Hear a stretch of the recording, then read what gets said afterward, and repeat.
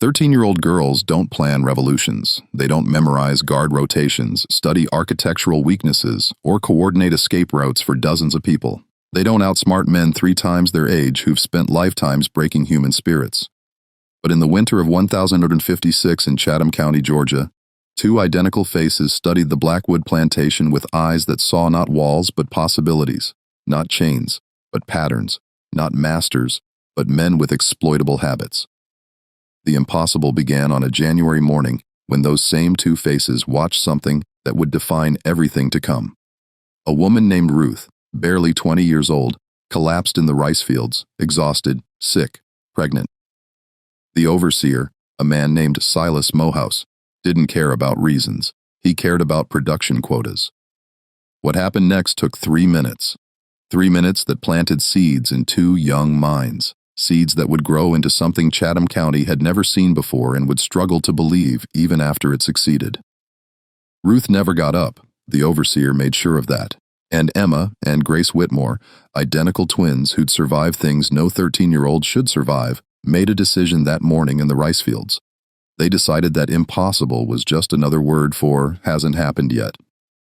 Before I continue with what Emma and Grace did that January, I need you to understand something. This story sits in archives most people will never read. It's documented in courthouse records, plantation ledgers, and newspaper accounts from 1856 and 1157. But it's the kind of history that makes people uncomfortable, so it stays buried. If you want to hear stories like this, stories that challenge everything you thought you knew about American history, hit that subscribe button right now. Turn on notifications and tell me in the comments, where are you watching from? Because this story belongs to all of us, whether we want to claim it or not. Now, let me tell you about the Blackwood Plantation and the 2 girls who saw what everyone else missed. Blackwood sprawled across 200 acres of prime coastal Georgia land, 8 miles south of Savannah. The plantation specialized in rice cultivation, which meant something specific and terrible. Rice plantations were death sentences. The work happened in standing water, breeding grounds for mosquitoes carrying malaria and yellow fever. The heat was suffocating. The labor was backbreaking. Life expectancy for those forced to work rice fields averaged 7 years after arrival. Josiah Blackwood owned this empire of misery. He was 46 years old in January 1856, a 3rd-generation plantation owner who'd inherited the property from his father in 1843. Josiah had expanded operations significantly, increasing production by 40% through methods that didn't bear close examination. He was known throughout Chatham County as a shrewd businessman, a committed Methodist, and a man who kept immaculate records of every transaction, every birth, every death, every dollar earned. His wife, Caroline Blackwood, managed the domestic operations with cold efficiency. She was 38, educated at a finishing school in Charleston, and she ran the main house like a military commander. Nothing happened without her knowledge. Nothing was wasted. Nothing was forgiven. The Blackwoods had purchased Emma and Grace in December 1855 from an estate liquidation in Charleston, South Carolina. The bill of sale listed them as twin females, approximately 13 years, both healthy, trained in domestic service and fieldwork, sold as a pair. No surnames recorded, no parents mentioned, no history provided beyond what fit on a single line of documentation. They arrived at Blackwood on December 17th, 1855, riding in a wagon with 11 other newly purchased people. The twins showed no emotion as they surveyed their new prison. Their identical faces revealed nothing, but their identical eyes took in everything. The head overseer who processed the new arrivals was named Thomas Harlan Ridge. Ridge was 51 years old, built like a bull with hands scarred from 3 decades of plantation work. He'd been at Blackwood for 18 years, earning his position through demonstrated ability to maximize production while minimizing losses. He understood the economics of human suffering with the precision of an accountant. Ridge assigned Emma and Grace to work under Caroline Blackwood's supervision in the main house, kitchen duties, laundry, cleaning, serving. The twins' small size and identical appearance made them useful for household work.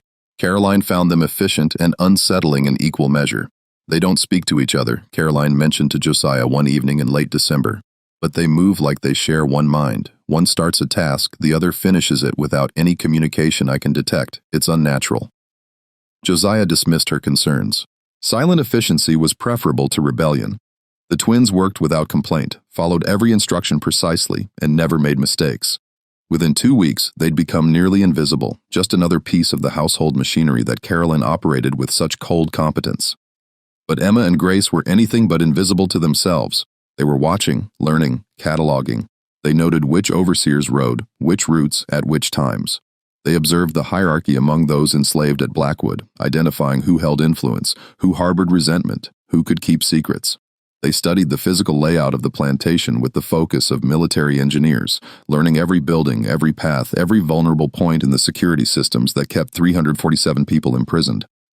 They paid special attention to the guards. Blackwood employed 6 armed patrollers who monitored the property at night, rotating on predictable schedules. Emma and Grace memorized those rotations within 3 weeks. They identified the gaps, the moments when certain areas went unwatched, the windows of opportunity that lasted only minutes. What no one at Blackwood understood was that the twins had done this before. Not at this scale, not with this level of complexity, but they'd survived situations that required observation, pattern recognition, and strategic thinking. Their history before Charleston was undocumented, but it had clearly educated them in ways that shouldn't have been possible for girls their age. The incident with Ruth happened on January 14, 1856. The twins were carrying water to the rice fields, a duty that gave them access to areas beyond the main house. They witnessed the entire event from 30 yards away. Ruth had been working since dawn, 6 months pregnant, struggling with fever. When she collapsed, Silas Morehouse was on her within seconds. He was 34 years old, the overseer specifically responsible for the rice field operations. He was known for violence that went beyond maintaining discipline, violence that seemed to feed something broken in his psychology. Morehouse kicked Ruth twice, hard enough that everyone within 50 yards heard the impact. When she didn't rise, he used his leather strap. 5 blows across her back and shoulders while she lay in the mud and water. Then he walked away, leaving her there unconscious, face down in 4 in of standing water. Other workers pulled Ruth from the water before she drowned, but the damage was done. She lost the baby that night.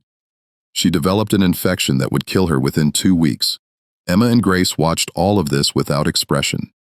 They stood 30 yards away holding water buckets, their identical faces showing nothing, while their identical minds processed what they'd witnessed and reached the same conclusion simultaneously. This had to stop, not just for Ruth, for everyone. And if stopping it required doing the impossible, then they would do the impossible. That night, lying in their shared sleeping space in the servants' quarters attached to the main house, Emma whispered to her sister for the first time since arriving at Blackwood, "We can't kill our way out of this one." Grace understood immediately.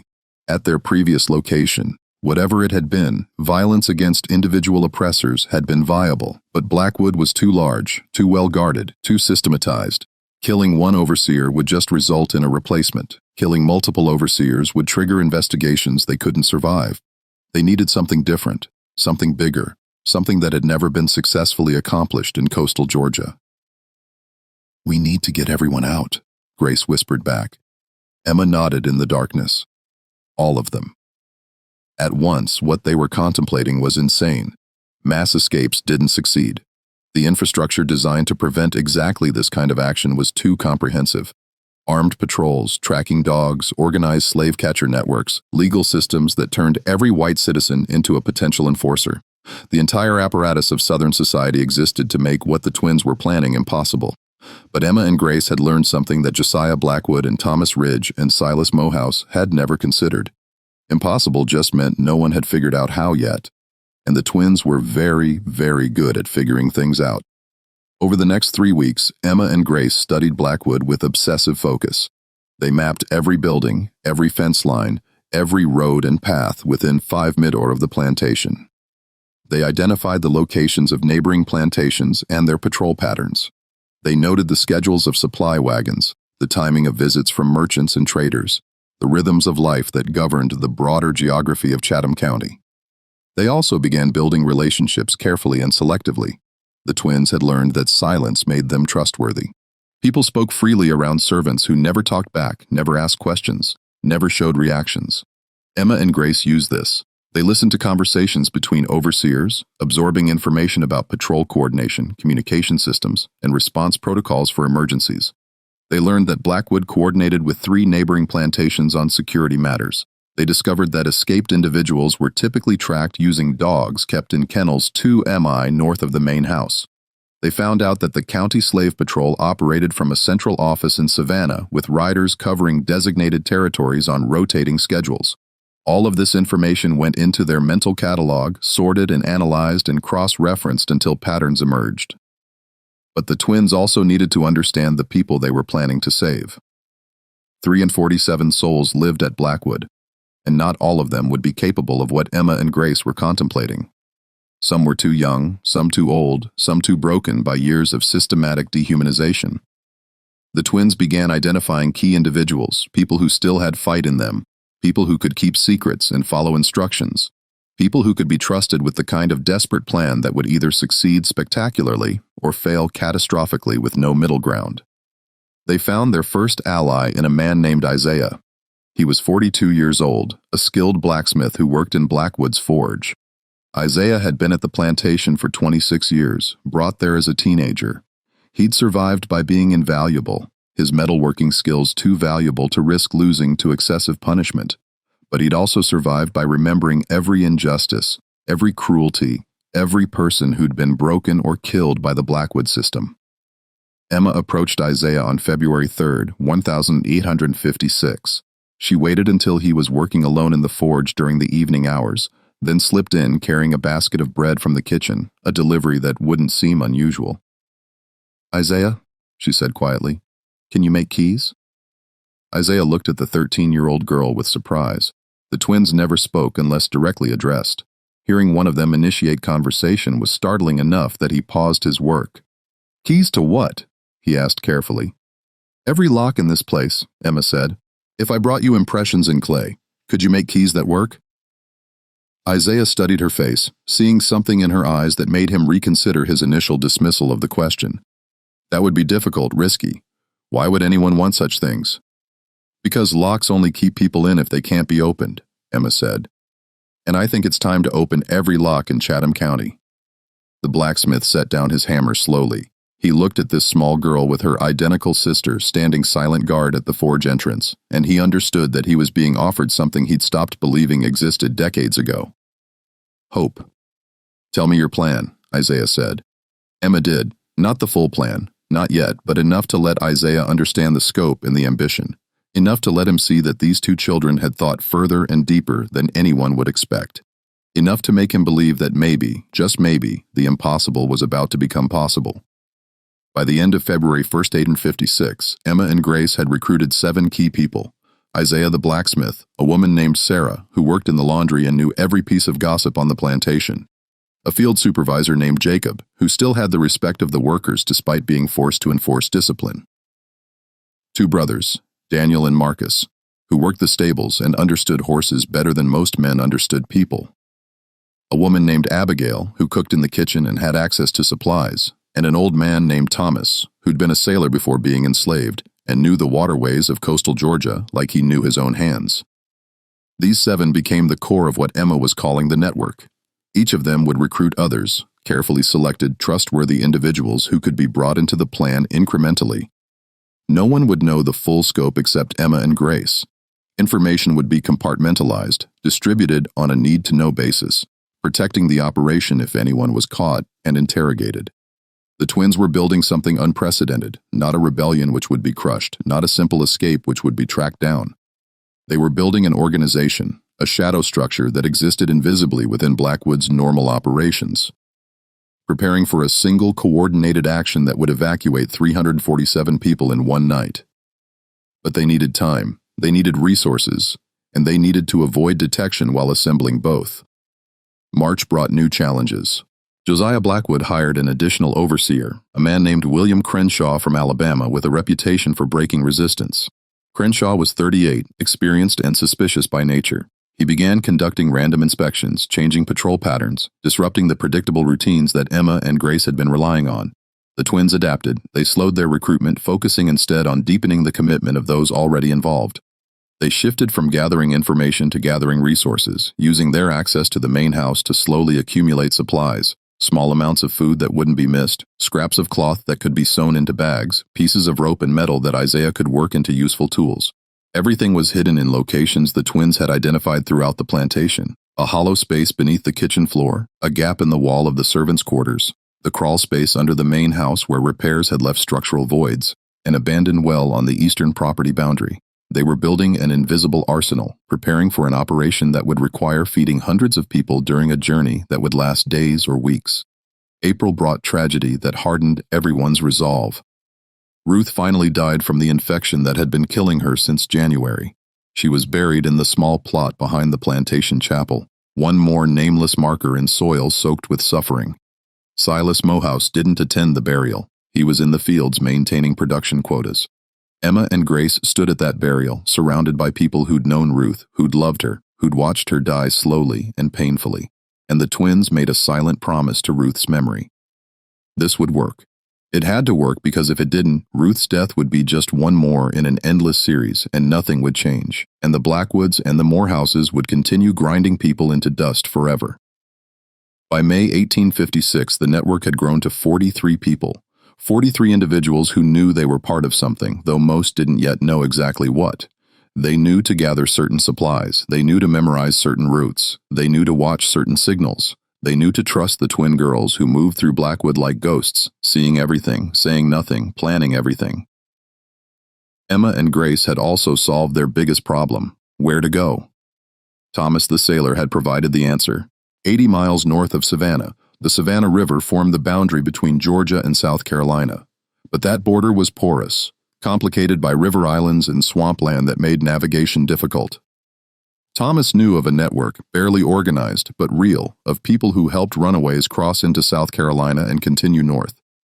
The Underground Railroad wasn't a single entity. It was a loose collection of individuals who, for various reasons, believed that slavery was evil and were willing to risk everything to help people escape it.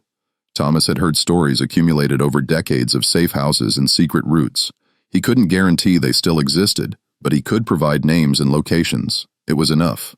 Emma and Grace had their destination. Now they just needed their method. The plan that emerged over June and July was breathtakingly complex.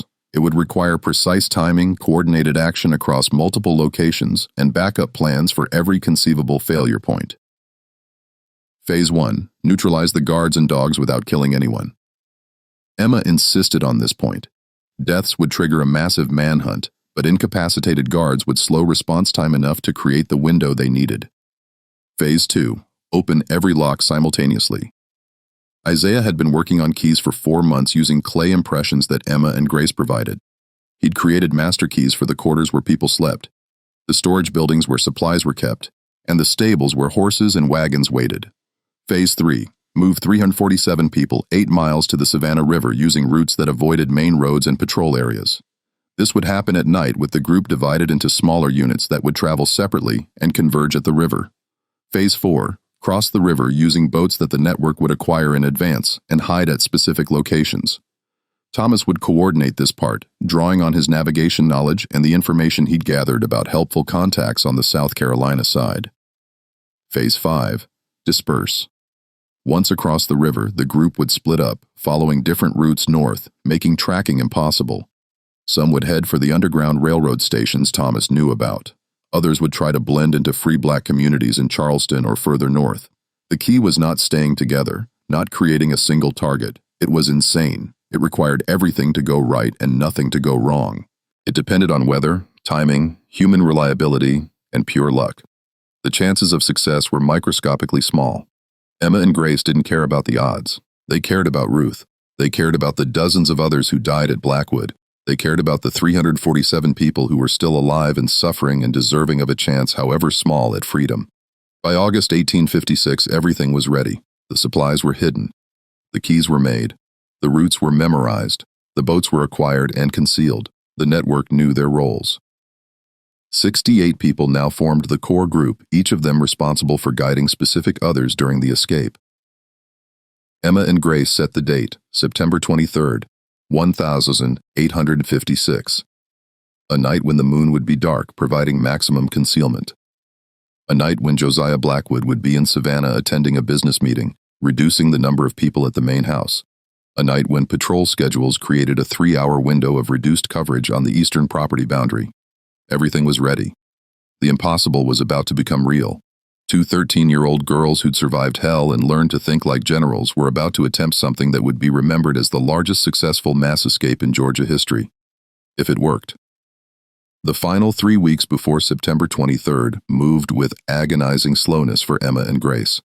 Every morning they woke wondering if this would be the day someone talked. Someone broke under pressure.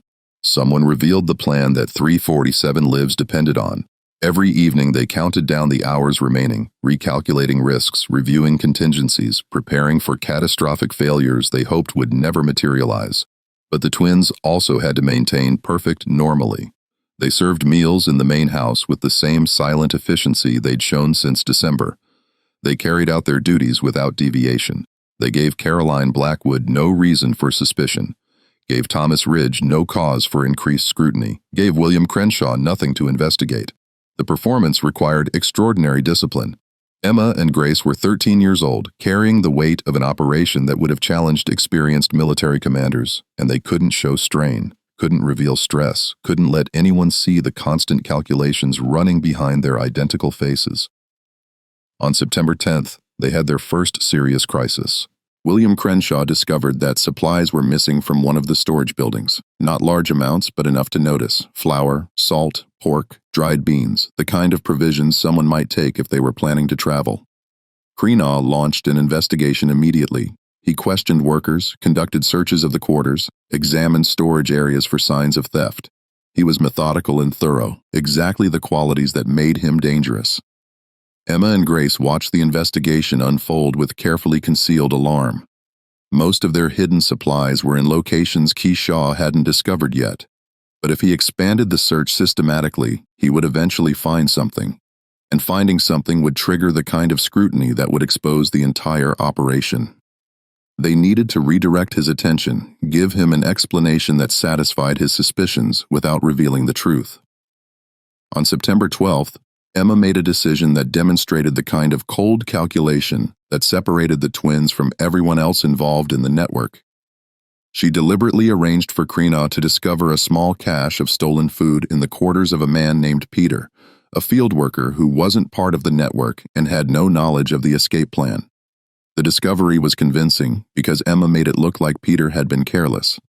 She placed the stolen goods in a location that would be found during a routine search, then made sure that search happened by mentioning to Shaw that she'd seen Peter acting suspiciously near the storage building. Peter was whipped for the theft. 20 lashes administered by Silas Mohouse while William Crenshaw watched. Emma and Grace witnessed the punishment from their positions serving water to the overseers. They showed no emotion while watching an innocent man suffer for something he didn't do. That night, Grace confronted her sister in their sleeping quarters. Peter didn't deserve that. No, Emma agreed quietly, he didn't. But 347 people deserve freedom, and if protecting this operation required sacrificing Peter's back, then that's the price we pay. Grace stared at her identical twin, seeing something in Emma's eyes that troubled her deeply, a willingness to make calculations that weighed suffering against outcomes that valued the collective over the individual, that accepted cruelty as necessary if it served a larger purpose. We're becoming like them, Grace whispered. No, Emma said firmly. We're becoming what we need to beat them. There's a difference. Grace wasn't entirely convinced, but she also understood the logic. They'd come too far, risked too much, built something too important to let moral squeamishness destroy it 11 days before execution. Peter would heal, his suffering was temporary, but if the escape failed because Crenshaw discovered their preparations, hundreds of people would continue suffering forever. The investigation concluded with Peter's punishment. Crenshaw believed he'd found his thief and closed the case. The missing supplies were attributed to Peter's greed, and security returned to normal levels. The crisis had been managed, though at a cost that Grace would remember long after the scars on Peter's back had faded. September 15th brought the second crisis, potentially more dangerous than the first. Josiah Blackwood announced that his business trip to Savannah was being postponed until October. He would be at the plantation on September 23rd, meaning the main house would be fully staffed and alert during the escape window. This changed everything. The twins had planned for reduced presence at the main house, fewer people to notice when 347 others disappeared into the night. With Josiah present, along with Caroline and the full household staff, detection would come faster and response would be more organized. Emma and Grace held an emergency meeting with the core network members on September 16th. They gathered in the forge after midnight, 68 people crowding into a space designed for one, speaking in whispers while Isaiah stood watch at the door. We postpone, Jacob said immediately. Wait until Blackwood leaves, we can't risk. No, Emma interrupted. We can't postpone. The boats are in position. The supply caches are ready. Thomas's contacts expect us on the 23rd. Change the date now and we have to reconfigure everything, which creates new opportunities for discovery. But with Blackwood at the main house, Sarah began. We adjust, Grace said, speaking for the first time in the meeting. We don't change the fundamentals, we add a new component. The twins explained their adaptation quickly. Instead of relying on Blackwood's absence to reduce detection speed, they would actively delay it. On the night of September 23rd, after everyone else had departed, Emma and Grace would remain behind temporarily. They would create a diversion in the main house that would occupy Josiah, Caroline, and the household staff for critical hours while 347 people moved through the darkness toward the Savannah River. What kind of diversion? Isaiah asked carefully. The kind that holds their attention completely, Emma said. Don't worry about the details. Just know that when you're leading people east toward the river, the Blackwoods will be too occupied to notice you're gone until it's too late to matter. The network members looked at these two 13-year-old girls who spoke with the authority of generals and made decisions with the coldness of executioners, and they realized something profound. Whatever had formed Emma and Grace before they arrived at Blackwood, it had created something unprecedented. Two children who thought like strategists, planned like engineers, and acted with a moral flexibility that allowed them to do whatever was necessary to achieve their objectives. Trust us, Grace said quietly. We've brought you this far. Trust us to finish it. The meeting concluded with the plan intact. September 23rd remained the target date. The network would execute as designed, and the twins would handle the Blackwood problem personally. Over the next 7 days, Emma and Grace finalized their preparations with obsessive attention to detail. They reviewed every element of the plan with the core network members, ensuring everyone understood their roles. They verified that all supplies were positioned correctly. They confirmed with Thomas that the boats were ready and his contacts on the South Carolina side were prepared. They also prepared their diversion, though they shared the specifics with no one except each other. What they were planning for the main house was dangerous, possibly fatal, and absolutely necessary. The Blackwoods needed to be completely occupied for at least 4 hours. 4 hours for 347 people to travel 8 miles through darkness and reach the river.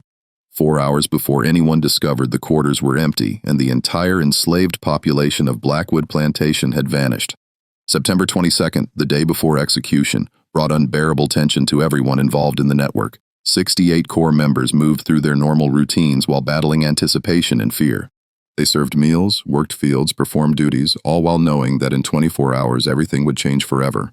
Emma and Grace maintained their characteristic calm, but those who knew them best could detect subtle signs of strain. They moved slightly faster than usual, their eyes tracked details with even greater intensity. They touched each other frequently, a rare display of the connection that usually remained invisible, as if drawing strength from physical contact with their identical twin. That evening, after the household staff had finished their duties and retired to their quarters, Emma and Grace lay in their shared sleeping space and had their final private conversation before the operation began. If this works, Grace said quietly, we'll have done something no one thought possible. It will work, Emma said with certainty that didn't entirely match the odds. And if it doesn't, then we'll have tried. That's more than most people can say. Grace was silent for a moment, then asked the question that had been troubling her since the incident with Peter. Do you think we're good people? After everything we've done, everything we're planning to do, Emma considered this carefully. I think good and evil are words people use when they don't want to think about complexity. We do what's necessary. We protect people who can't protect themselves. We fight systems that grind human beings into dust. Does that make us good? I don't know. Does it matter? It matters to me, Grace said. Then believe this, Emma replied, turning to face her sister in the darkness. Tomorrow night, 347 people will have a chance at freedom they wouldn't have otherwise. Some will make it, some won't. But all of them will know that 2 girls who barely reached their 14th year cared enough to try the impossible. History can judge whether we were good or evil. The people we save won't care about the distinction. Grace nodded slowly, accepting this logic, even if it didn't entirely satisfy her moral questions.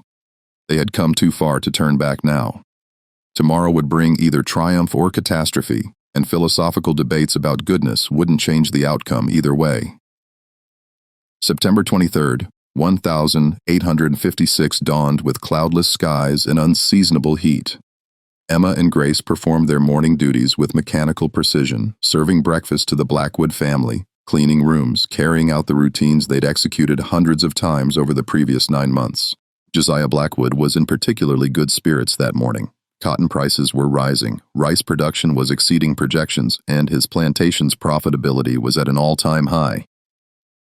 He discussed expansion plans with Caroline over breakfast, while the twins served coffee and eggs, invisible as always, 2 more pieces of human property that existed to facilitate the comfort of their owners.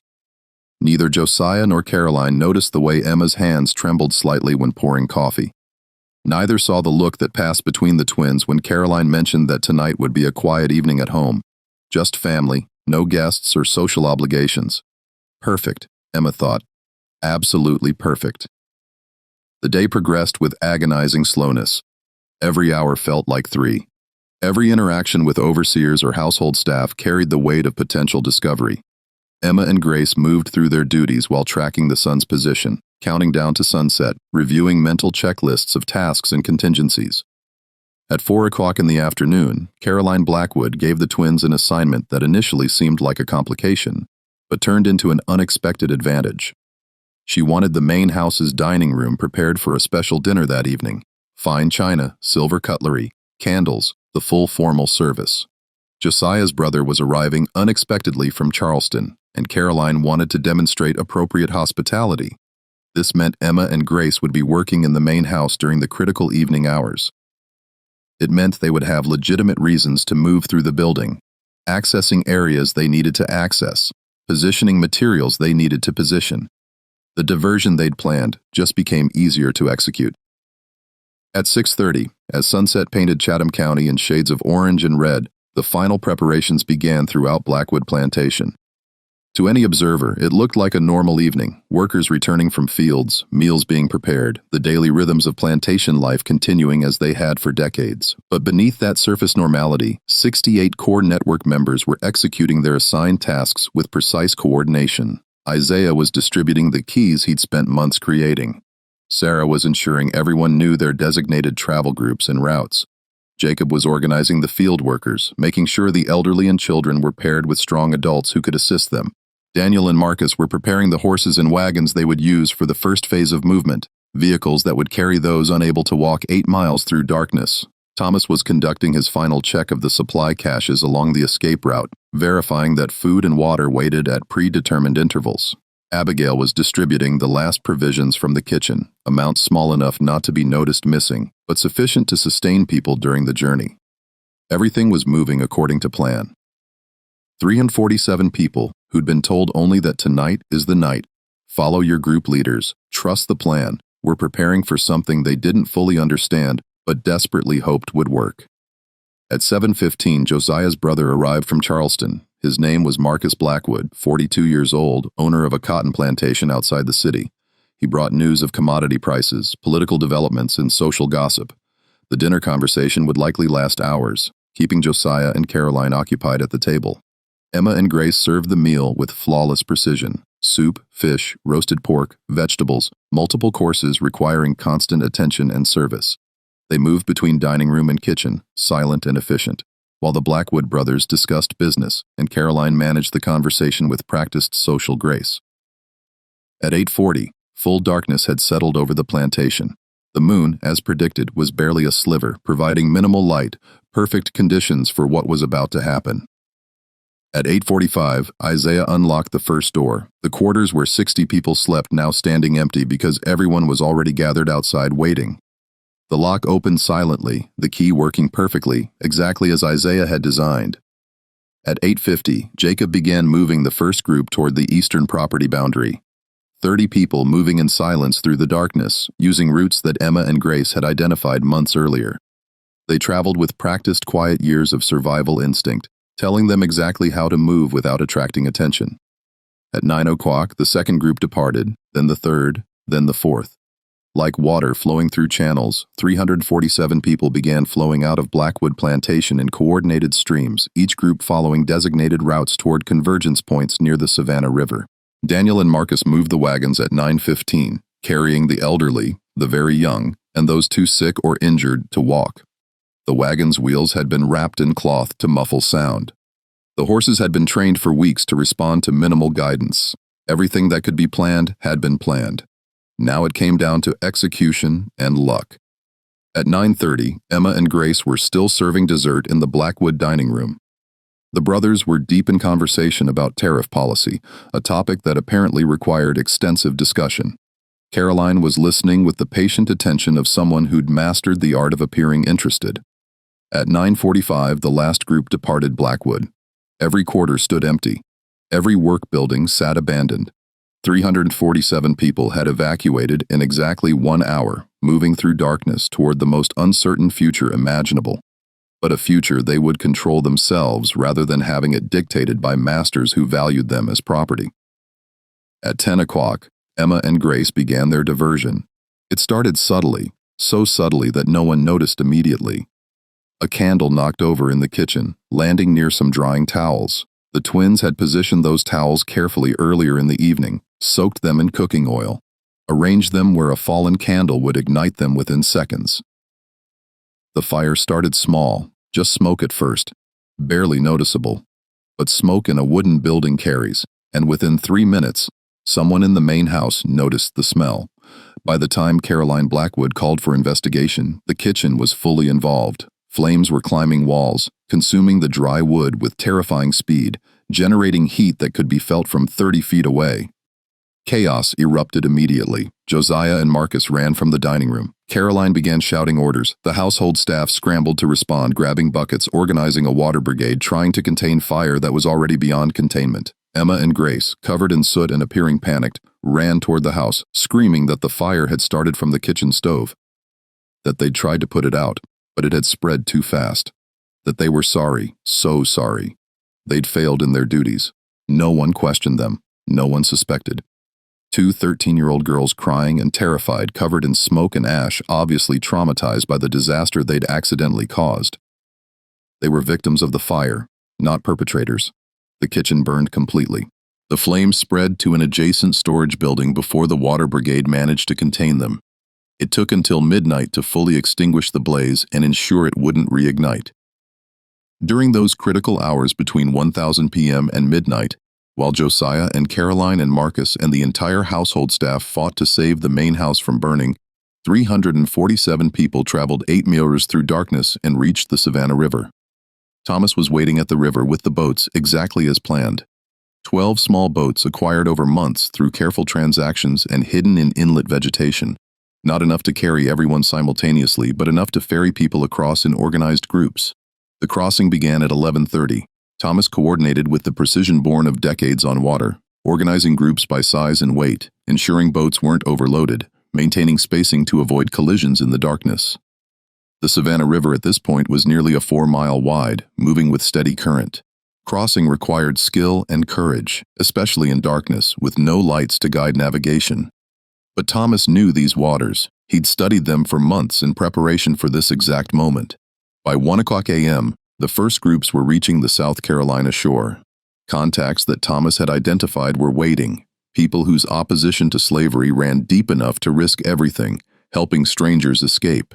These conductors would guide the escapees to safe houses, provide food and direction, help them continue north toward uncertain but chosen futures. By 2 o'clock a.m., more than half of the 347 had crossed. The operation was working. The impossible was happening. Everything that Emma and Grace had planned over 9 months of careful preparation was executing with remarkable precision.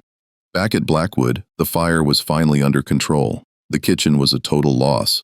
The adjacent storage building had suffered major damage, but the main house had been saved, and no lives had been lost in the blaze. Josiah Blackwood stood in the smoke-filled yard, surveying the destruction, calculating the financial impact of losing buildings and supplies. He was angry, but also pragmatic. Buildings could be rebuilt, supplies could be replaced. The important thing was that the main house stood intact. It wasn't until 3 o'clock a.m. when someone finally thought to check the quarters that discovery came. The messenger who ran to inform Josiah could barely get the words out. "Sir, they're gone. All of them. Every quarter is empty. Every building. There's no one here. 347 people gone." The words didn't make sense initially. Josiah's exhausted mind struggled to process what he was hearing. Gone. All of them. How? Then understanding hit with the force of physical impact. The fire wasn't an accident, it was a diversion.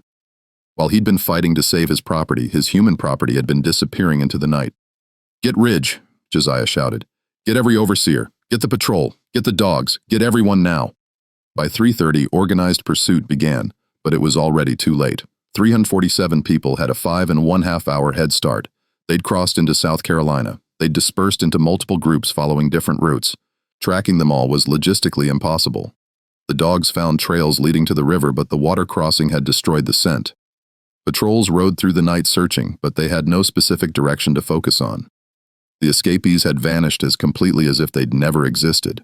And Emma and Grace, they stayed at Blackwood. They played their roles perfectly. Two frightened girls who'd accidentally started a fire and were devastated by the consequences. They cried when questioned. They trembled when Josiah shouted. They convinced everyone who saw them that they were victims of circumstances beyond their control. No one suspected. How could they? 13-year-old girls couldn't plan and execute the largest mass escape in Georgia history. The idea was absurd on its surface, but they had. And by the time the sun rose on September 24th, 1856, 347 people were free, and two identical faces were watching from the main house windows as patrols returned empty-handed, knowing they'd accomplished something that would echo through history. The impossible had happened. And it had happened because two 13-year-old girls refused to accept that impossible meant anything other than no one's done it yet. The morning of September 24th brought chaos that bordered on panic throughout Chatham County. Word of the Blackwood escape spread with terrifying speed, carried by riders who galloped between plantations, by merchants traveling roads toward Savannah, by the informal networks of communication that connected the entire infrastructure of slavery. 347 people gone vanished in a single night. The news created fear that went far beyond economic loss. This wasn't a handful of individuals running for freedom. This was a mass evacuation coordinated and executed with precision that suggested planning, organization, and leadership. If it could happen at Blackwood, it could happen anywhere. The foundation of the entire system suddenly felt less stable. Josiah Blackwood stood in his smoke-damaged study at dawn, surrounded by overseers and the county sheriff, a man named Robert Talbert. Talbert was 56 years old, a career law enforcement officer who'd spent 3 decades maintaining order in Chatham County. He'd dealt with runaways before many times, but never anything approaching this scale. "How is this possible?" Talbert asked, his voice containing genuine bewilderment. 347 people don't just disappear. Someone had to organize this. Someone had to plan it. "Find them," Josiah said, his voice cold with controlled rage. "I don't care what it costs. Mobilize every resource. Contact authorities in South Carolina. Alert the slave catchers. Put rewards on every single one of them. Find them." The investigation that followed was the most intensive ever conducted in coastal Georgia. Talbert brought in experienced trackers from 3 counties. He coordinated with South Carolina law enforcement. He interviewed everyone who remained at Blackwood, trying to identify who might have had knowledge of the escape plan. Emma and Grace were questioned on September 25th. Talbert spoke to them in the main house parlor with Caroline Blackwood present. The twins sat with perfect posture, their identical faces showing appropriate fear and confusion. "Did you see anything unusual in the days before the escape?" Talbert asked. "Anyone gathering supplies? People meeting in unusual places? Conversations that seemed suspicious?" "No, sir," Emma said quietly. "Everyone just did their regular work. We were mostly in the main house, so we didn't see much of what happened in the quarters." "The fire," Talbert continued. "Tell me exactly how it started," Grace explained, her voice trembling with what appeared to be genuine distress. "We were cleaning the kitchen after dinner service. There were so many candles because of the special meal for Mr. Marcus, one of them. I think Emma bumped the table when she was carrying dishes. The candle fell near some towels. The fire spread so fast. We tried to stop it, but she broke down crying." Emma reached over and held her sister's hand. Both girls presenting a picture of traumatized children overwhelmed by catastrophe they'd accidentally caused. Talbert looked at these 2 small girls and saw exactly what they wanted him to see: victims, frightened servants who'd made a tragic mistake. The idea that they could have deliberately created the fire as a diversion for a mass escape never entered his consideration. Children didn't do such things, especially not children who appeared this fragile and traumatized. The investigation continued for weeks. expanding to cover neighboring counties and extending into South Carolina. Trackers followed cold trails that led nowhere. Patrols searched forests and swamps without finding any trace of the missing 347. Rewards were posted, but no one came forward with useful information. By mid-October, the uncomfortable truth was becoming clear. The escaped individuals had successfully scattered. They'd reached destinations where tracking was impossible. They'd vanished into the vast geography of the American South, blending into free black communities, connecting with underground railroad networks, or simply disappearing into places where no one would think to look. The economic impact on Josiah Blackwood was catastrophic. 347 people represented an investment of approximately $200,000 in 1856 currency. Losing that entire workforce in a single night was financial devastation that threatened bankruptcy. Insurance didn't cover mass escapes. No compensation existed for this kind of loss. Blackwood was forced to sell significant portions of his land to cover debts. The plantation that had been one of the most profitable in Chatham County became a shadow of its former operation. By December 1856, Josiah employed only 43 people purchased at steep prices in a market that had seen dramatic inflation following the September escape. But the financial impact was secondary to the psychological impact. The escape demonstrated something that plantation owners throughout the South found deeply threatening. The enslaved population could organize, they could plan, they could execute complex operations with precision that rivaled military campaigns. The assumption of helplessness that underlay the entire system had been shattered. Throughout November and December of 1856, plantation security across Georgia underwent dramatic changes. Guards were increased, patrols were reorganized, new restrictions were implemented on movement and gathering. The response to the Blackwood escape was system-wide fear that manifested as increased oppression. Emma and Grace watched these developments with mixed feelings. Their operation had freed 347 people, an unqualified success by any measure. But it had also triggered responses that made life harder for thousands of others still trapped in the system. The twins understood cause and effect, and they accepted responsibility for both intended and unintended consequences. What they didn't know yet was whether their network members had successfully reached safety. The plan had called for no communication for at least 6 months, protecting everyone involved by creating no traceable connections. The twins had to wait, wondering if Isaiah made it north, if Sarah found freedom, if Jacob and Daniel and Marcus and Abigail and Thomas had survived the journey they'd all risked everything to attempt. The waiting was harder than the planning had been. In January 1857, 4 months after the escape, Emma and Grace received their first indirect confirmation that at least some of their people had made it. A traveling merchant visited Blackwood, a man who regularly brought supplies from Savannah. He was speaking with Caroline Blackwood about recent news when he mentioned an interesting rumor he'd heard in Charleston. They're saying a whole community of former slaves has established itself somewhere in Pennsylvania. The merchant said maybe 300 people, all claiming to have come from Georgia plantations. Authorities up there won't return them. Of course, Pennsylvania doesn't recognize our property rights. Just thought you might find it interesting given what happened here. Emma, serving tea during this conversation, showed no reaction, but her heart was racing. 300 people from Georgia, Pennsylvania. It could be coincidence, or it could be confirmation that the network had reached destinations where they could build new lives. That night, Grace whispered to her sister in their sleeping quarters. "Do you think it was them?" "Some of them," Emma said. "Not all. 300, not 347. Some didn't make it. Some went different directions, but yes, I think a significant number reached Pennsylvania." "We did it," Grace said, her voice containing wonder and relief. "We actually did it. We did it," Emma confirmed. "And now we need to decide what we do next." This question had been occupying both twins' thoughts for months. They'd accomplished their objective at Blackwood.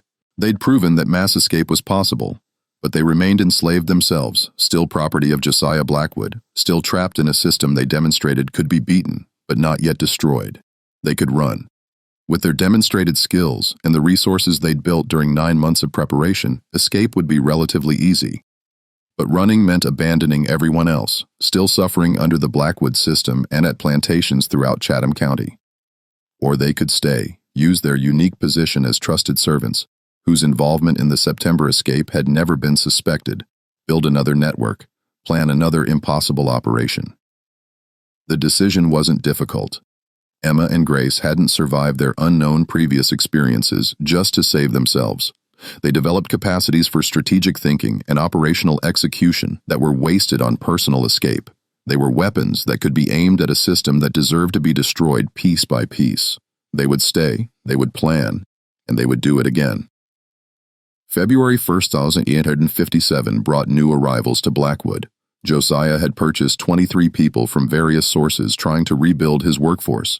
These new arrivals provided Emma and Grace with fresh recruitment opportunities. Not everyone would be suitable, but the twins had learned to identify the signs of intelligence, resilience, and willingness to take extraordinary risks. They began rebuilding their network with even greater care than before. The first escape had succeeded partially through luck. A second operation would face heightened security and increased suspicion. Everything would need to be more sophisticated, more carefully hidden, more perfectly executed. By March, the twins had recruited 5 core members from the new arrivals. Not enough for a mass escape, but enough to begin planning something different. If they couldn't evacuate everyone simultaneously again without triggering the kind of security response that would make success impossible, perhaps they could execute a series of smaller operations, 10 people at a time, moving through carefully established routes, spacing the escapes to avoid pattern recognition. But in April 1857, everything changed. Sheriff Talbot received a letter from authorities in Pennsylvania. The letter contained testimony from several individuals who'd escaped from Blackwood on September 23, 1856. They were providing information in exchange for assurances they wouldn't be returned to Georgia. The testimony detailed the escapees' organization. It named core network members. It described the planning process, the supply caches, the route coordination, and it mentioned briefly but definitively that 2 young twin girls who worked in the main house had been present at planning meetings and had appeared to have detailed knowledge of the operation. Talbot read this testimony with growing certainty. He'd questioned those twins. He dismissed them as traumatized children. But the letter from Pennsylvania suggested he'd made a catastrophic error in judgment. On April 15, 1857, Talbot returned to Blackwood Plantation. He requested another interview with Emma and Grace, this time without Caroline present. He wanted to observe them without the protective presence of their owner. The twins understood immediately that something had changed. Talbot's demeanor was different. He watched them with an intensity that suggested suspicion rather than routine questioning. His questions were more pointed, designed to test consistency with previous statements. "Tell me again about the planning meetings," Talbot said carefully. "The ones that supposedly happened before the escape. Did you ever see groups gathering in unusual locations?" "No, sir," Emma said, maintaining perfect composure. "We were usually in the main house during evening hours." "But you delivered food to the forge sometimes, didn't you?" Talbot pressed. "I have documentation that kitchen servants brought meals to Isaiah when he was working late." "Yes, sir," Grace confirmed. "Sometimes we brought bread or water to workers in various buildings. Did you ever see anything unusual during those visits? Anything that seemed out of place?" The twins understood the trap. Talbot had information that contradicted their previous claims of ignorance. He was testing whether they would maintain their story or adapt it. Either response carried risks. Emma made a decision that demonstrated the strategic thinking that had characterized every action since arriving at Blackwood. She would give Talbot partial truth, enough to satisfy his suspicions without revealing the full scope of their involvement. "There were some nights," Emma said slowly, as if reluctant to share information when we saw people gathering at the forge. "We didn't understand what they were doing. We were scared to ask because it seemed like something we weren't supposed to see." "Why didn't you report this?" Talbot asked. "Because we were afraid," Grace said, her voice trembling in a performance of fear that was partially genuine. "We're just children. We didn't know if what we were seeing was wrong, and we were scared of being punished for speaking about things that weren't our business." Talbot studied the twins carefully. Their explanation was plausible. Frightened children who'd witnessed something suspicious but hadn't understood its significance and had been too scared to report it. It fit the profile he'd constructed of them as victims rather than perpetrators. But Talbot was also an experienced investigator. Something about the twins' perfect composure, the way they never contradicted each other. The precision of their responses troubled him. These weren't normal 13-year-old girls. They were too controlled, too calculated, too intelligent. "I think," Talbot said carefully, "that you know more than you're telling me. I think you were involved in the escape, perhaps not as leaders but as accomplices who provided information or assistance." "No, sir," Emma said firmly. "We're just servants. We do what we're told. We don't plan things or organize things. We're children." The word children was emphasized deliberately. Emma was reminding Talbot of the fundamental absurdity of his suspicions. How could children enslave children with no power or authority orchestrate an operation that had defeated every security measure in Chatham County? Talbot wanted to believe they were involved. His instincts told him these twins were more than they appeared. But instincts weren't evidence, and without evidence, he couldn't act on suspicions that seemed increasingly ridiculous when stated plainly. He left Blackwood on April 15th without making any arrests or formal accusations, but he also left with certainty that Emma and Grace knew more than they admitted. He would watch them, and he would wait for them to make a mistake. The twins understood their situation had changed fundamentally. They were now under suspicion. Any unusual activity would be scrutinized. Any connection to future escape attempts would immediately point back to them. Their value as invisible operators had been compromised. That night, Emma and Grace had the most serious conversation of their lives. "We can't stay," Grace said. "Talbot suspects us. If anything else happens, we'll be blamed. They'll investigate us properly this time." "I know," Emma agreed, "but we also can't leave the people we just recruited. We promised them we'd help them escape. Then we helped them escape by getting them connected to the routes we established. Grace suggested we provide information, resources, contacts, but we don't stay here where we're under surveillance." Emma considered this carefully.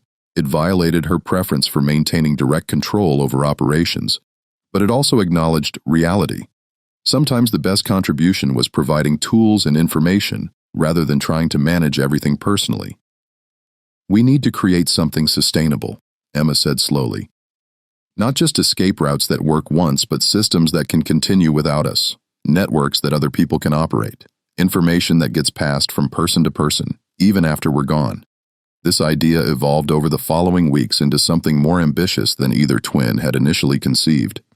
Instead of planning another mass escape, they would create infrastructure, document the routes they'd established, record the names and locations of helpful contacts, compile information about security patterns, patrol schedules, and safe passages, create a manual essentially for conducting successful escapes. But documenting this information created massive risk. If the documentation was discovered, it would provide evidence of everything. Talbot suspected it would expose the entire network, past and present. It would result in prosecutions, executions, and system-wide crackdowns. The twins needed to hide their documentation in ways that made discovery nearly impossible while still making the information accessible to people who needed it. They found their solution through Abigail, the cook, who'd been part of the original network and had successfully escaped to Pennsylvania. Before leaving, Abigail had taught several younger women her cooking techniques, passing down recipes and methods. Emma and Grace realized they could do the same thing, not with cooking, but with escape planning. They would teach their knowledge to trusted individuals, person by person, ensuring the information existed in multiple minds rather than single documents. They would create human libraries, people who memorized routes and contacts and methods. The knowledge would become oral tradition, passed from person to person, impossible to destroy by burning papers or seizing documents. May and June of 1857 were spent in careful education. The twins identified 12 individuals among the new arrivals and remaining workers at Blackwood who showed the intelligence and commitment necessary to preserve and transmit complex information. They taught these 12 everything they knew about planning escapes, coordinating movement, identifying security vulnerabilities, and connecting with helpful contacts. Each of the 12 was instructed to teach at least 2 others, creating exponential spread of knowledge throughout networks that extended beyond Blackwood to plantations across Chatham County and eventually throughout Georgia. Emma and Grace were building something unprecedented, not just escape routes, but an educational system that transformed enslaved people into strategic thinkers capable of planning and executing their own liberation. By July 1857, the twins understood their work at Blackwood was complete. They'd freed people directly. They'd educated dozens more in methods that would enable hundreds of additional escapes. They'd created knowledge systems that would persist long after they were gone. It was time to leave. Not just Blackwood, but Georgia entirely. The twins had learned through their network that Pennsylvania offered opportunities for free black individuals, including children. Philadelphia, in particular, had communities that would accept them, schools that would educate them, possibilities that couldn't exist in the South. They planned their departure for August 23rd, exactly 1 year after the mass escape, The symmetry appealed to both twins' sense of narrative structure. They would leave the same way they'd helped others leave, traveling at night along routes they'd established, connecting with contacts they'd cultivated, moving toward freedom they'd earned through extraordinary effort and risk. On August 22nd, the day before their planned departure, Emma and Grace performed their duties at the main house with the same silent efficiency they'd maintained for 20 months. They served meals, cleaned rooms, fulfilled every expectation. They gave Josiah and Caroline no reason for suspicion, no indication that by the next evening they would be gone. That night, lying in their sleeping quarters for the last time, the twins reviewed their achievements with quiet satisfaction. 347 freed directly, Emma whispered. At least 60 more educated in escape methods, knowledge spread to hundreds, infrastructure created that will last for years. Not bad, Grace said softly. For two 13-year-old girls that no one took seriously. 14 now, Emma corrected. We turned 14 in January, though I suppose no one thought to celebrate. We'll celebrate in Philadelphia, Grace said. When we're free, when we've built new lives, when we can finally stop pretending to be helpless children. Do you think we'll ever stop planning? Emma asked. Even when we're free, even when we're safe, will we be able to just exist? Or have we become what we needed to be? So completely that we can't go back to being normal. Grace considered this question seriously. I think we were never normal. Whatever happened to us before Charleston, before Blackwood, it formed us into something different. We can't go back because there's nothing to go back to. We can only go forward. Then forward it is. Emma said, tomorrow night, Pennsylvania, freedom, and whatever comes after, August 23rd, 1857, began like any other day at Blackwood Plantation, which was precisely how Emma and Grace intended it.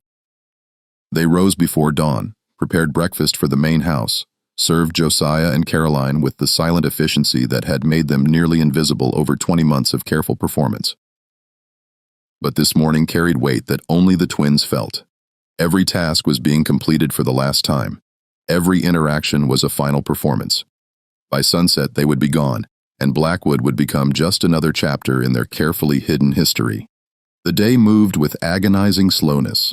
Emma and Grace executed their duties with mechanical precision while tracking the sun's progress across the sky, counting down hours until darkness would provide the cover they needed.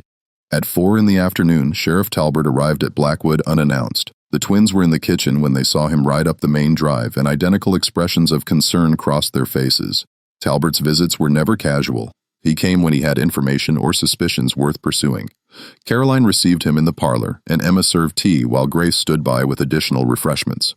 The twins maintained perfect servant posture, eyes downcast, bodies positioned to be available but not intrusive.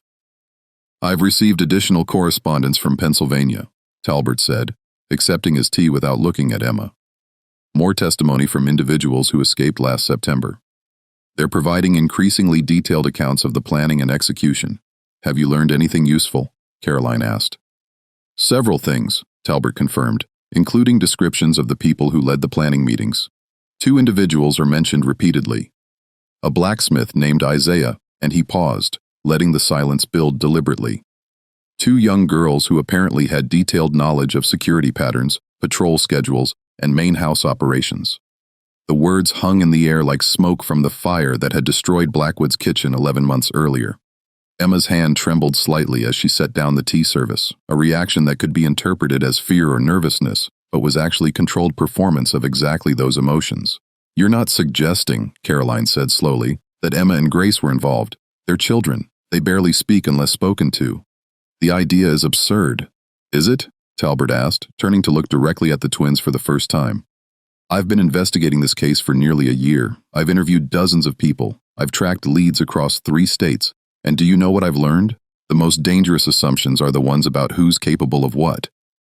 He stood and walked toward Emma and Grace, studying their identical faces with an intensity that made the moment feel like an interrogation despite the parlor's civilized setting. Tell me something, Talbot said quietly. If you were planning a mass escape, if you needed to gather intelligence about security and schedules and vulnerabilities, who would you use as your agents? Strong men who'd be noticed moving around, or small girls who everyone ignores because they're just servants? Emma met his gaze directly, abandoning the downcast eyes that signaled submission. When she spoke, her voice carried a steadiness that contradicted her 14 years. Sheriff Talbert, you're suggesting that two enslaved children outsmarted every overseer, every guard, every security measure in Chatham County. You're proposing that we planned and executed an operation that freed 347 people under your watch. Does that seem likely to you? The directness of her response surprised Talbert. This wasn't how enslaved girls spoke to white authorities. The very fact that she would challenge his premise, even politely, suggested a confidence that supported rather than contradicted his suspicions. I think, Talbert said carefully, that unlikely things happen more often than we acknowledge. I think people underestimate children, especially girls, especially enslaved children. And I think that underestimation creates opportunities for those smart enough to exploit it. Then we're much cleverer than anyone's given us credit for, Grace said, speaking for the first time, her voice matching her sister's steady tone. Though, if we were really that clever, why would we still be here? Wouldn't we have escaped with everyone else? This question was the twins' strongest defense, and they both knew it. Their continued presence at Blackwood after the mass escape was the single fact that most contradicted Talbert's theory. If they'd been central to planning the operation, logic suggested they would have fled with their network. Unless, Talbert thought, they stayed specifically because leaving would confirm suspicions. Unless they understood that remaining behind, playing the role of innocent servants traumatized by events beyond their control, provided the perfect cover for guilt. He wanted to arrest them. His instincts screamed that these two girls were exactly what the testimony from Pennsylvania suggested, brilliant strategic minds who'd orchestrated the largest successful escape in Georgia history. But instinct wasn't evidence, and arresting them without evidence would make him look foolish while potentially allowing the real organizers to escape scrutiny. I'll be watching you, Talbert said finally. Both of you. If anything unusual happens, if anyone else disappears, if there's any indication of planning or coordination, I'll know where to look first. We're just servants, sir, Emma said, returning to the submissive tone and downcast eyes. We do what we're told, and nothing more. Talbert left Blackwood that afternoon, convinced the twins were guilty, but unable to prove it. He'd played his hand too early, revealing his suspicions before gathering sufficient evidence. It was a tactical error that he'd regret for years. Emma and Grace understood the encounter had changed everything. Talbert was watching them now. Leaving as planned would seem like confirmation of guilt, but staying meant living under constant surveillance, unable to move freely, unable to help the people they'd recently recruited. They made their decision in the kitchen after Talbert departed. They would leave tonight as planned, but they would ensure their departure looked nothing like an escape. They would create a scenario that deflected suspicion while giving them the freedom they'd earned. At 7 that evening, Emma approached Caroline Blackwood with a request that seemed to come from genuine distress. Ma'am, she said quietly, my Esther and I, we're frightened. Sheriff Talbert thinks we were involved in the escape. We weren't, but he doesn't believe us. We're scared he's going to arrest us just to close his investigation. Caroline studied Emma's face, seeing what appeared to be genuine fear.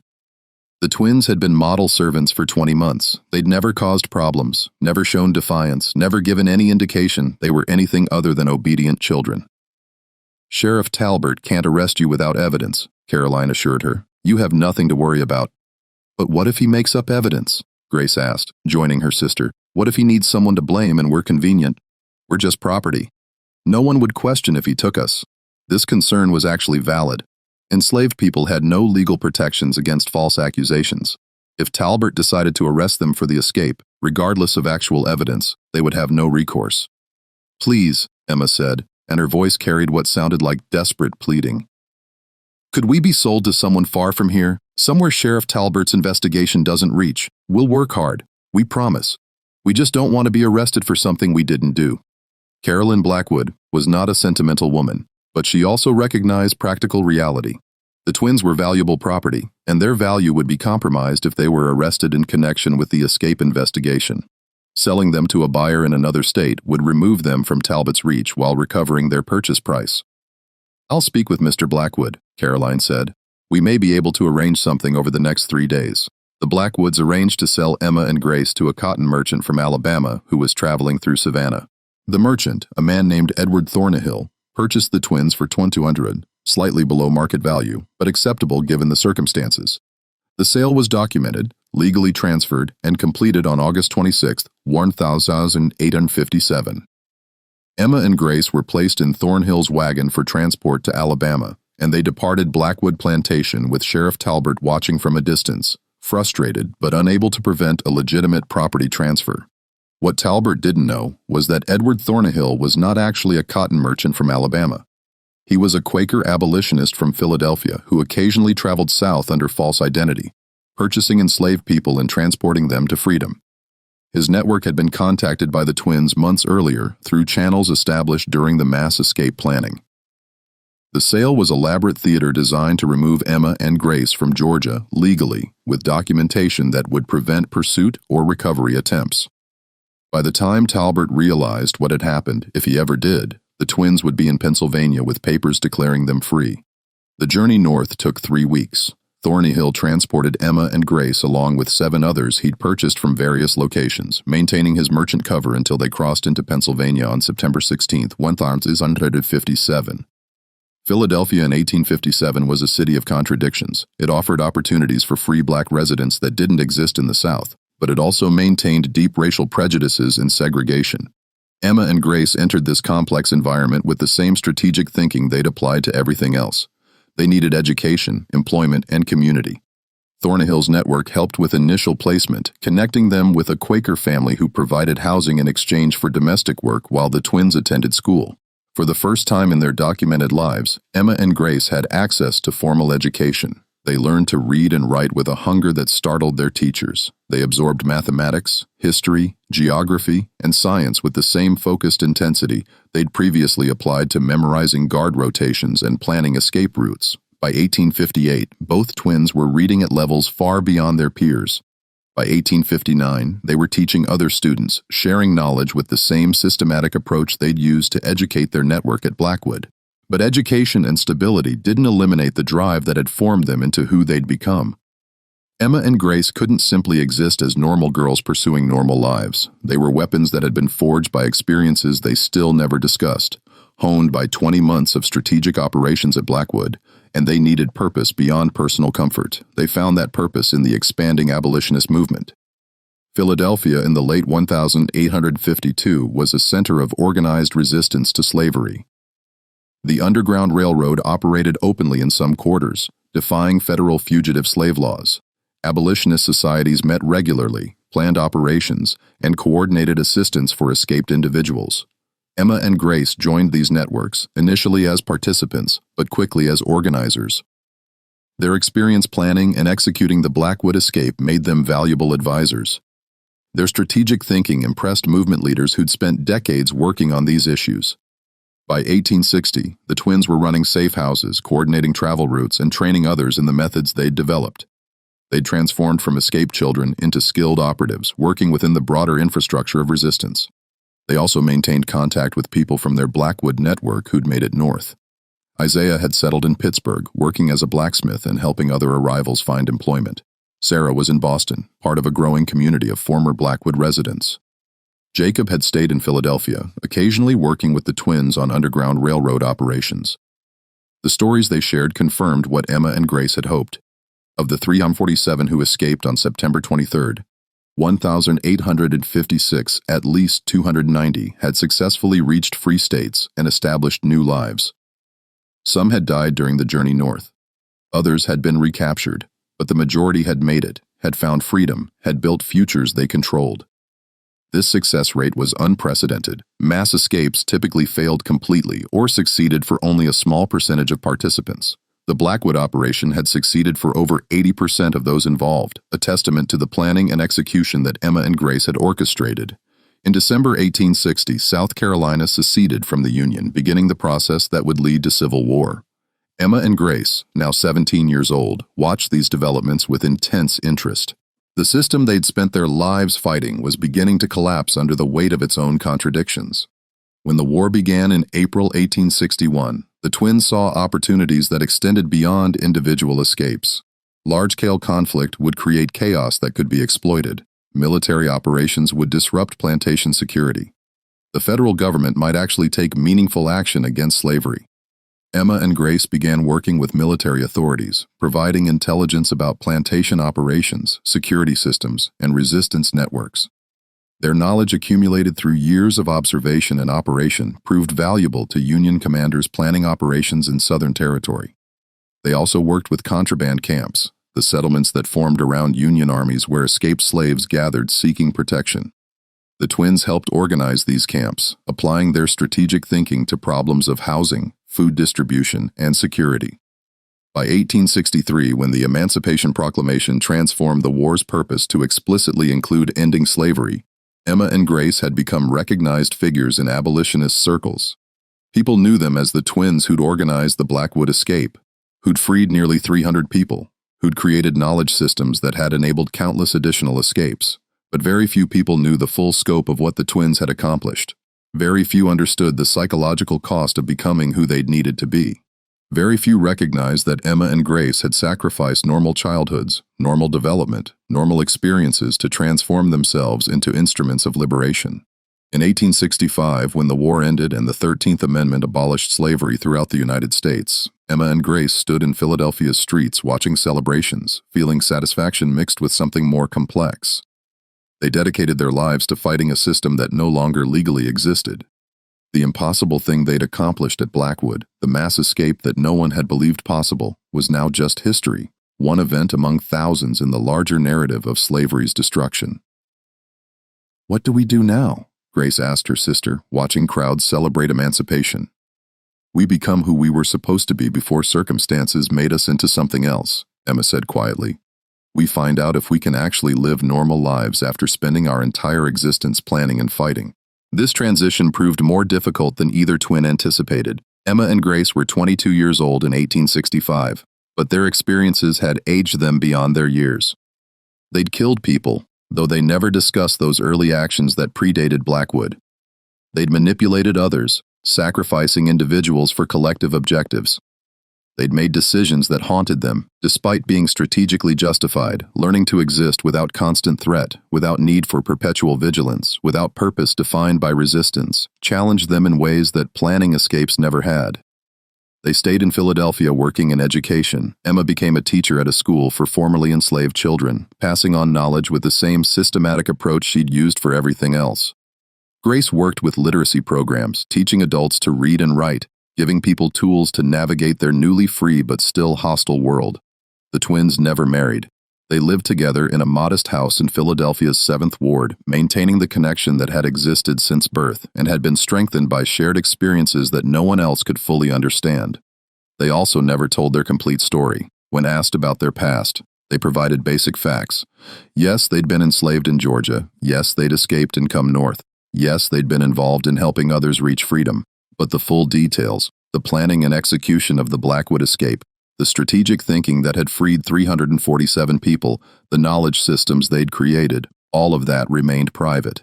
In 1872, 7 years after emancipation, Emma and Grace received a letter from Chatham County, Georgia. It was from a man named Marcus Blackwood, Josiah's brother, who'd been at dinner the night of the kitchen fire. The letter was brief.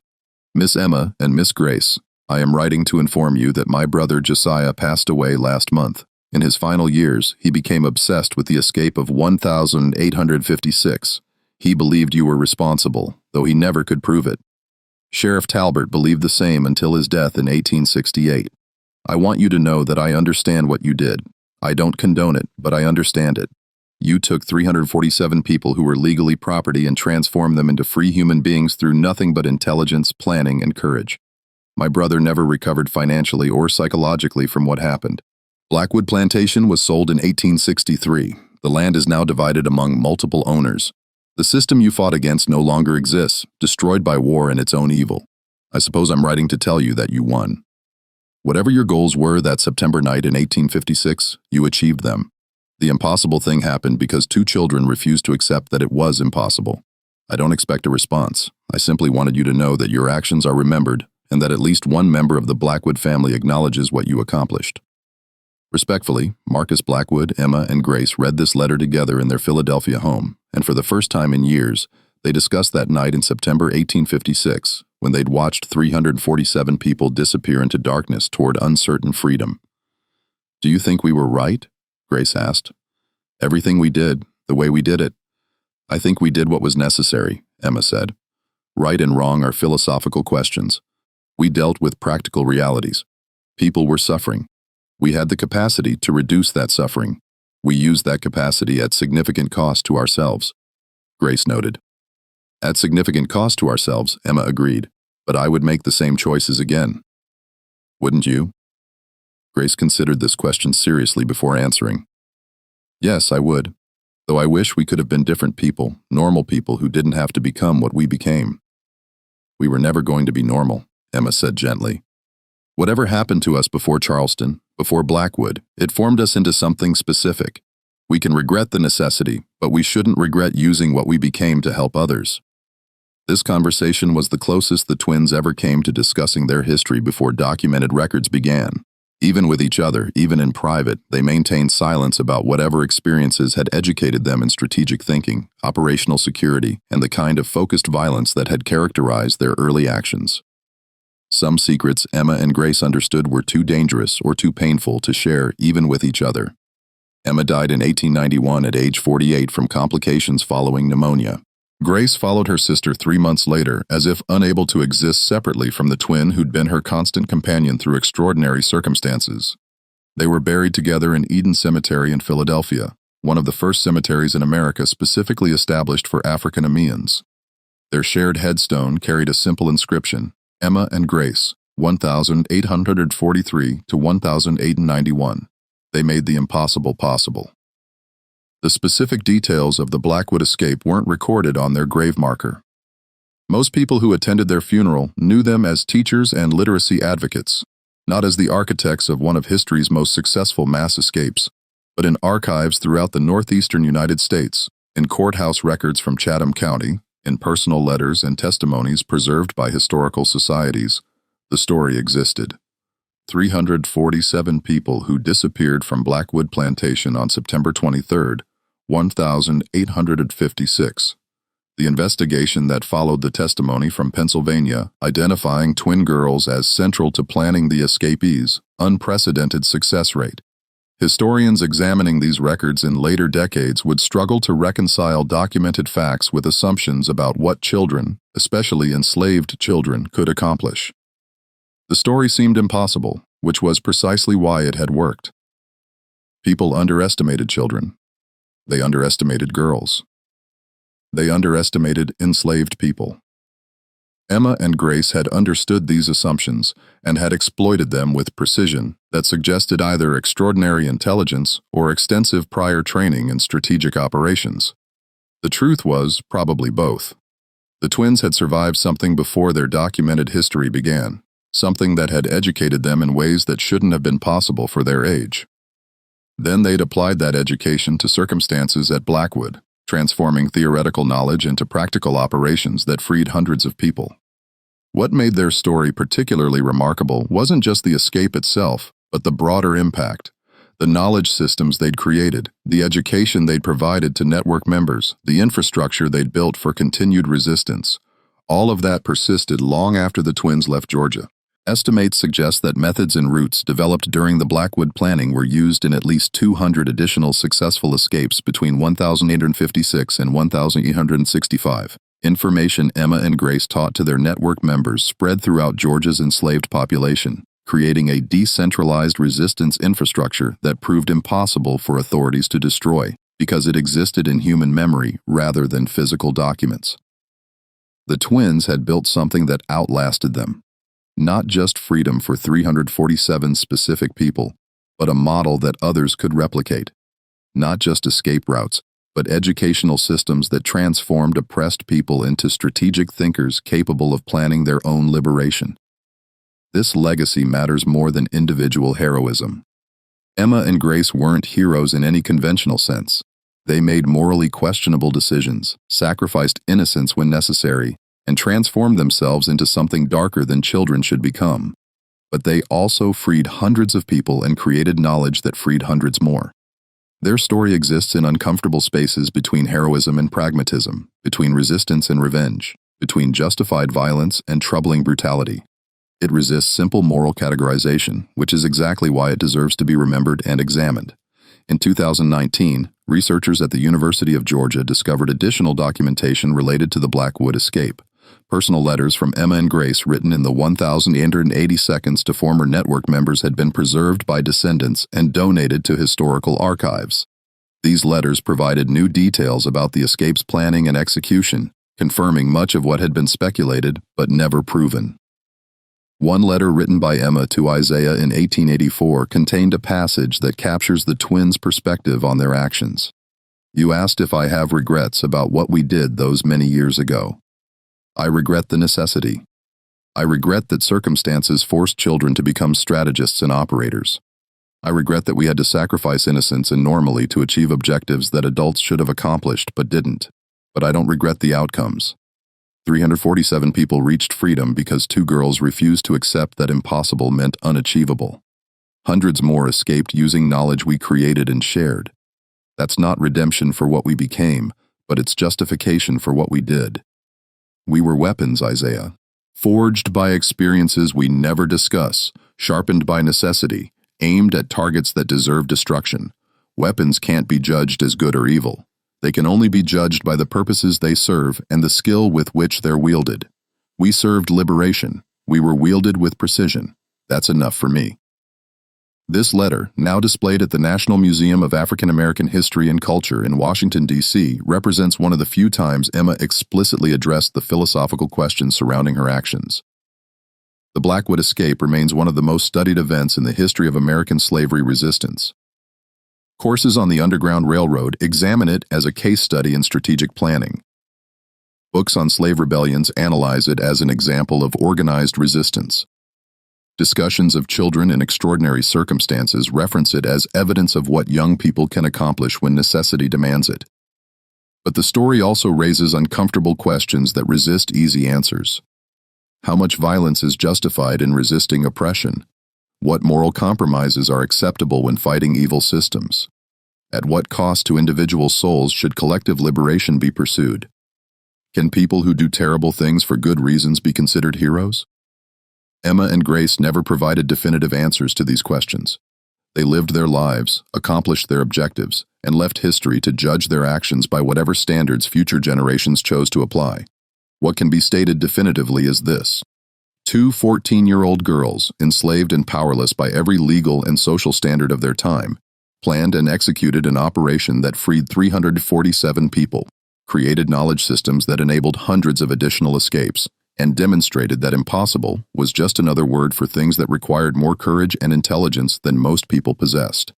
They did this through strategic thinking, operational precision, moral flexibility, and an absolute refusal to accept that their age, gender, or legal status limited what they could accomplish. Whether that makes them heroes, pragmatists, or something more complicated is a question each person must answer for themselves.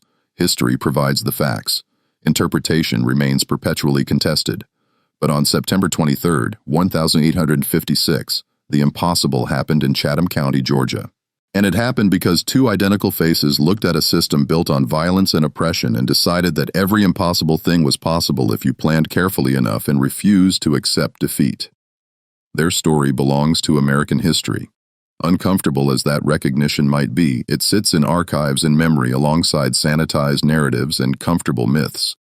A reminder that history contains truths that resist simple categorization and people who accomplished extraordinary things through extraordinary means.